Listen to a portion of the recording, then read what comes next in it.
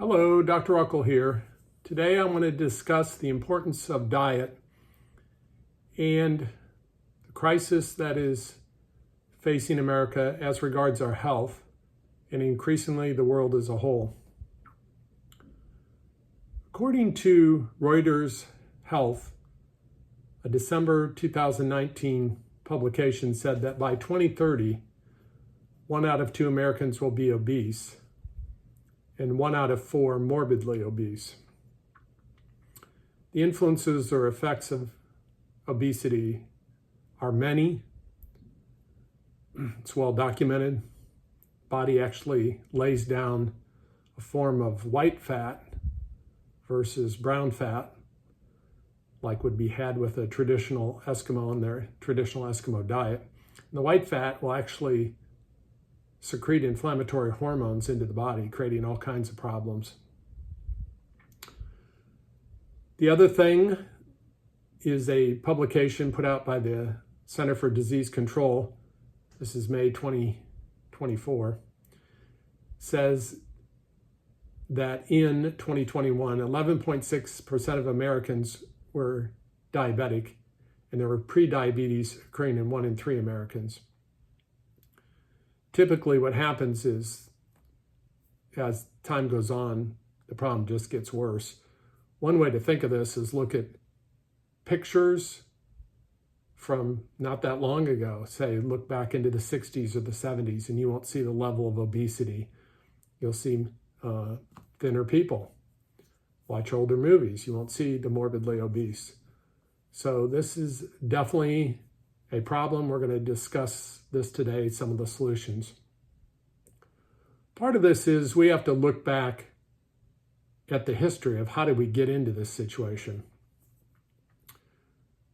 This is history we weren't taught in school, but it is part of our history.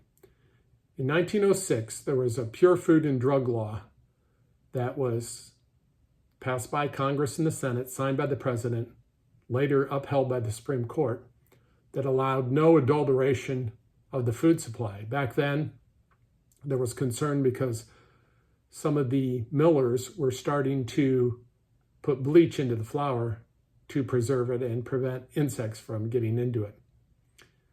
The idea was to give it longer shelf life, which is always the friend of the commercial food manufacturers, but not the friend of us. So what happened was later, this Pure Food and Drug Law was overturned by drug companies and commercial food producers. At the time, there was something called the Bureau of Chemistry, which later morphed into the Food and Drug Administration, was upheld by and headed by a man named Dr. Harvey Wiley. Dr. Wiley actually had an interstate lawsuit against Coca-Cola trying to prevent it from crossing state lines. Later, when the Pure Food and Drug Law was overturned, and following World War I, what are called the foods of commerce took over the marketplace. They're called foods of commerce because it could be transported over a distance and have long shelf life, which is the friend of the food manufacturer and not the friend of us. So the food supply became bleached, refined, chemically preserved, pasteurized, sterilized, homogenized, hydrogenated, artificially colored, defibered, highly sugared, highly salted, synthetically fortified or enriched, canned, and generally exposed to hundreds of new man-made chemicals. It's just gotten worse as time has gone on. So this is the beginning of the problem in so many ways. People don't know this, but a lot of the chemical warfare that occurred with trench warfare in World War I, they repurposed these chemicals, sometimes agrochemicals, to kill insects, insecticides. Also, some of these were later morphed into drugs that were used in chemotherapy. So we have to understand that most of the food out there in the grocery food or other places is not really fit for human consumption. I tell people, if you don't understand that 90% of the food at the gas station quickie marts are not fit for human consumption, you're not getting the point. I say buy some junk food in there and go up to the counter and they say, oh, I see you're hungry. And you go, oh, no, I'm not hungry. This is for my pet. They go, oh, you can't feed that to your pet. Then you go, I'm sorry, I meant it's for my child. And they go, oh, yeah, that's okay. So what we have to understand is that when you go into the grocery store, there's whole aisles that really are not fit for human consumption. We're back to that again.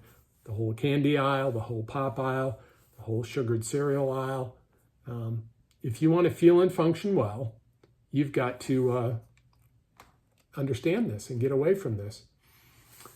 So generally speaking, you want to walk the outside. So when you walk the outside, you're getting, think about it, produce, you're getting into dairy, you're getting into eggs, you're getting into meat, things like this. I would tell people, they say, read the labels. And I go, well, if you read it and it sounds like a chemistry experiment, you probably shouldn't be eating it. So I went to the grocer and I said, where's the label on this egg? Where's the label on this apple? Where's the label on the salmon? He goes, well, those are foods. Those don't need labels. And I said, yeah, I get it. So right now, 60% of the American diet is processed or ultra-processed foods. Again, the idea being these are produced in factories. They have long shelf life. I used to say to my patients, I'd say, hey, I got this business idea. We're going to grow raspberries in the United States and ship them fresh over to Russia. What do you think? And they go, oh, bad business idea. And I go, why? And they go, oh, it's going to spoil. They're going to not make it there. And I go, okay, I got a better idea. How about we open a Oreo factory and then ship them over to Russia? Oh, that'll work because of long shelf life.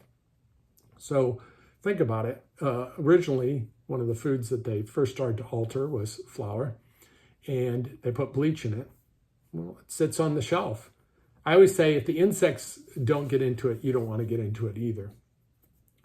Right now, we're dealing with the problem with pesticides and herbicides. So really, pesticides and herbicides are poisons for pests or bugs and poisons for plants that we don't want. So you've got things like Roundup out there. And the old joke that's not so funny is a rose in a cornfield is a weed. And so they have these specific seeds and Roundup that kills literally everything, decimates the soil and the biome of the soil, and leaves just the plant. So you go by and you say, oh, I see big corn growing there, perhaps genetically modified. And you go, it works. Yeah, chemically it works. But from a food standpoint, very open for debate. What's happening over time, and it's well documented, that the vitamin, mineral, enzyme content of the food has been gradually deteriorating. Read something not too long ago that says like an orange from 1920, you would have to eat 8 oranges now to get the equivalent. So Hippocrates said, let your food be your medicine. And Dr. Ruckel said, if you can find food. So here's a few other things to think about. I'm going to hold up a book by William Davis, medical doctor. It's called Wheat Belly. This one's Wheat Belly Cookbook. I couldn't find the original one. It's just called Wheat Belly. If you're really interested in understanding the influence of wheat and how this wheat is not the wheat that I say that Christ broke bread with the disciples with at the Last Supper, then read that book. You got to become educated.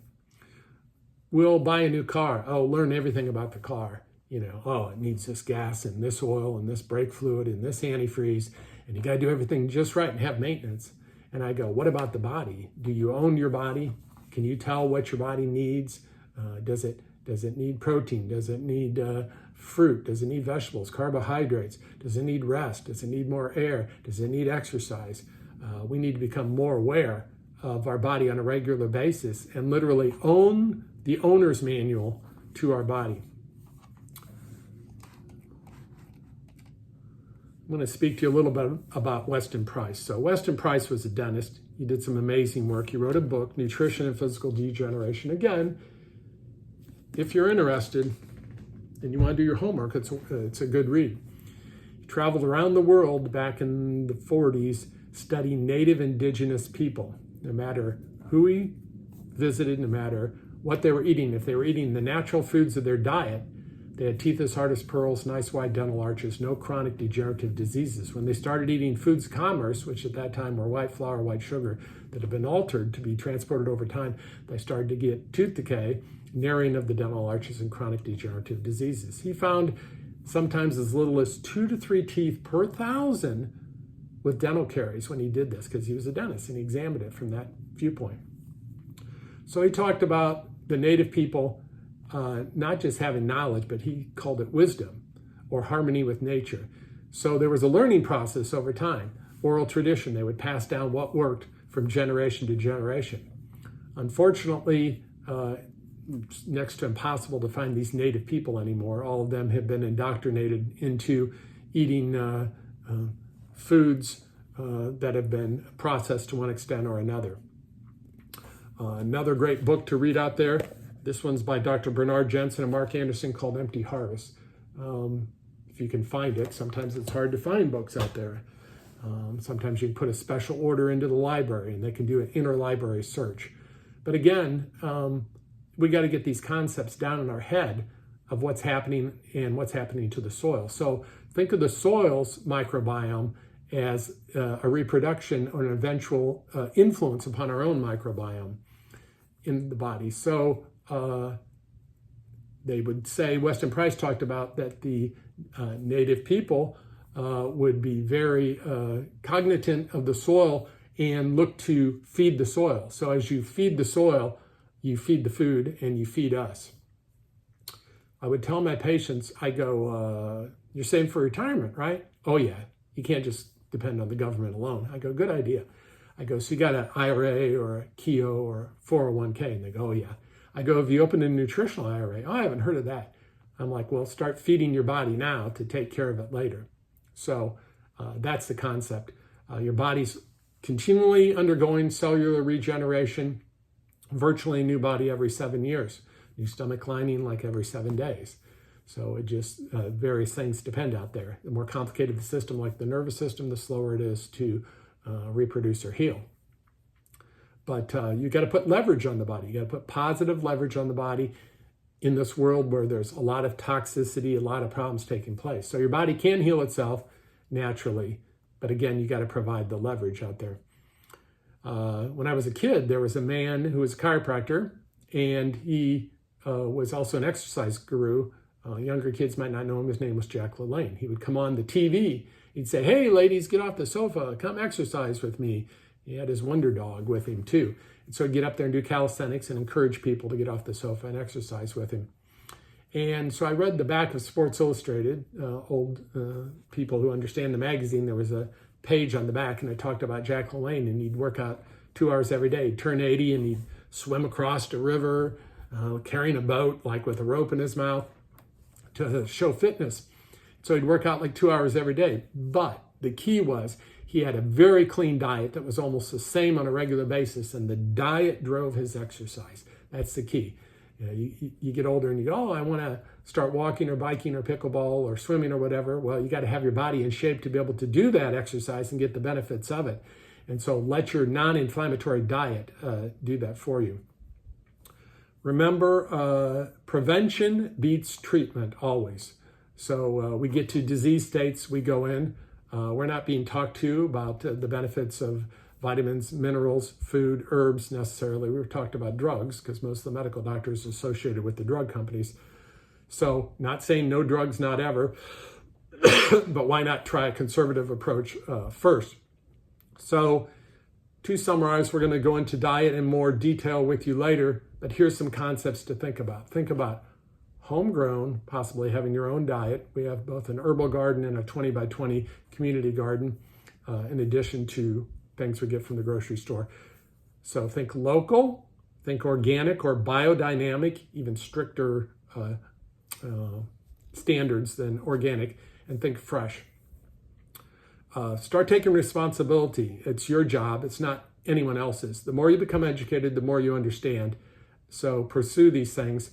One other site is westonaprice.org is a great source. The more you educate yourself, the more it becomes into your head, and you be able to say no to foods that aren't good for you, yes to the things that will feed and nourish your body. Have a great day. Thank you.